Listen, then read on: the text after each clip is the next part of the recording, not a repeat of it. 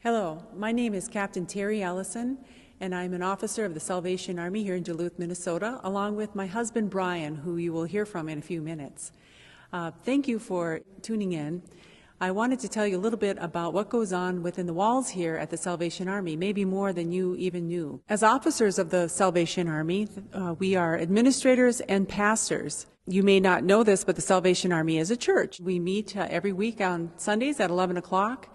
Anybody is welcome to join. And we have programs for men and women and a Wednesday afternoon youth program. Sometimes in life, you just need somebody to walk alongside you and help you sort through some of the problems that you're having and how to get from the situation that you're in to maybe a goal that you have set.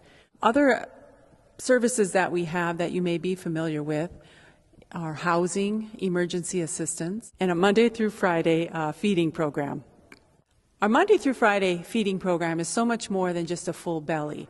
Oftentimes it fills a need for social interaction. People come here, they love the food, they know Nan, the cook, and they look forward to different dishes that she has. Going beyond just the Monday through Friday lunch, sometimes the need for food goes a little bit more into the home. The bare cupboards need to be filled. So we have a food pantry as well as a medical food pantry. The medical food pantry is important. It's the only one in the Duluth area, and it serves those who are on a special doctor-restricted diet. Our housing program is top-notch. We have several case managers that work one-on-one with families who may have a variety of problems that have led them to the point where they're going to face homelessness or they currently are homeless.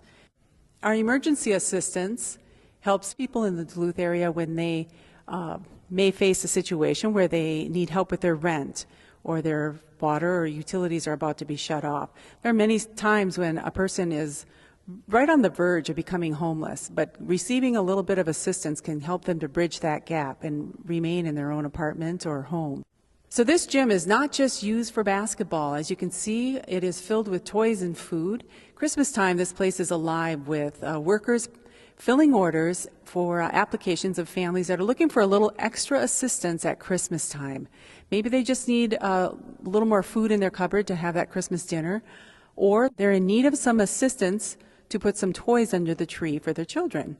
The Salvation Army is a well-known name for helping people, but we could not do what we do without the willingness and resources of our volunteers. So if you have helped in any way, ringing a bell or bringing in toys or food at Christmas time or throughout the year, we want to thank you. And if you find yourself in a situation where you could use help, do not hesitate to call.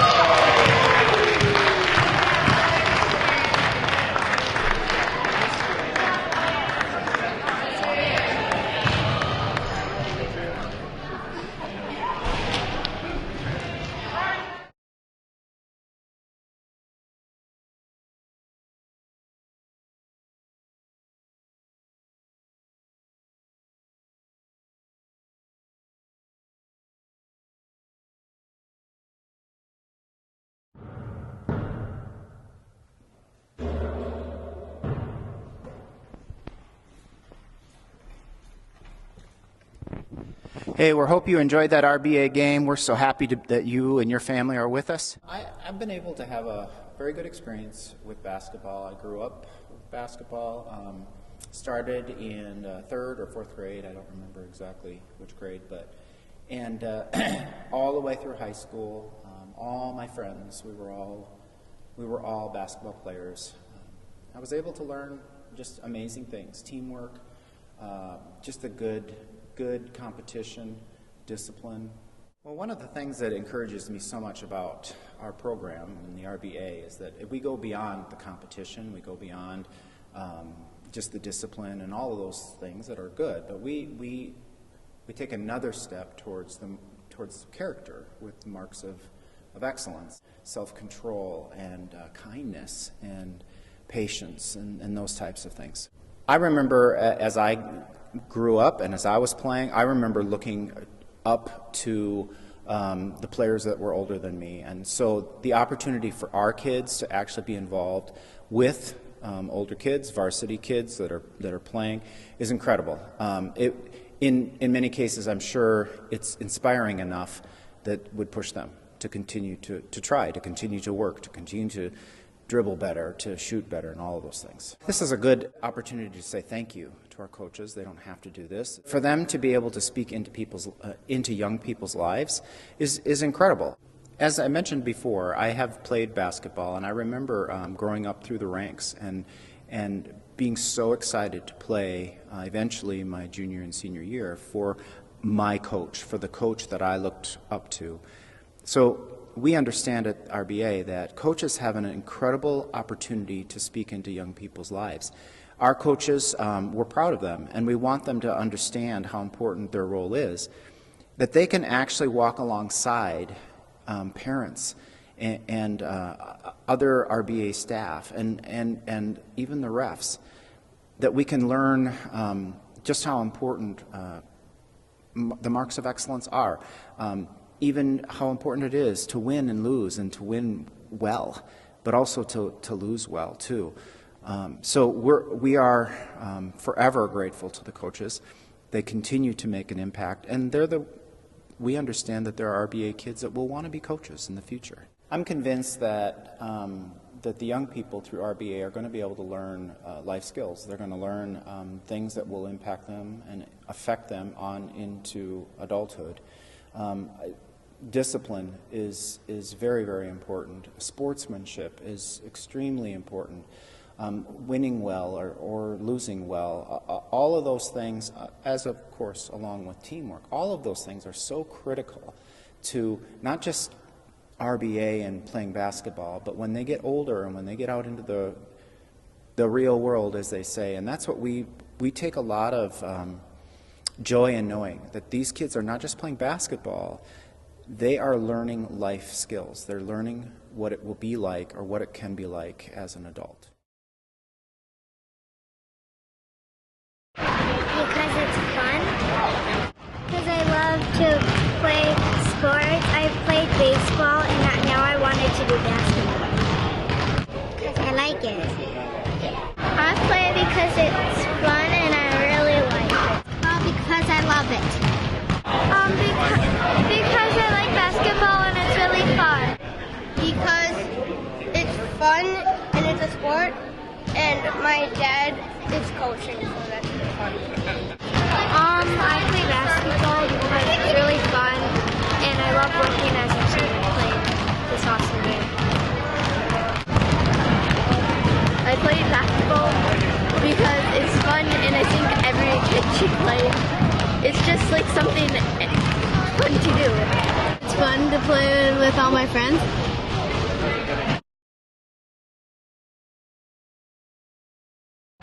I'm coaching because my girls enjoy it, so they have a lot of fun doing it. So it's fun to be around the girls and be able to do activities with them.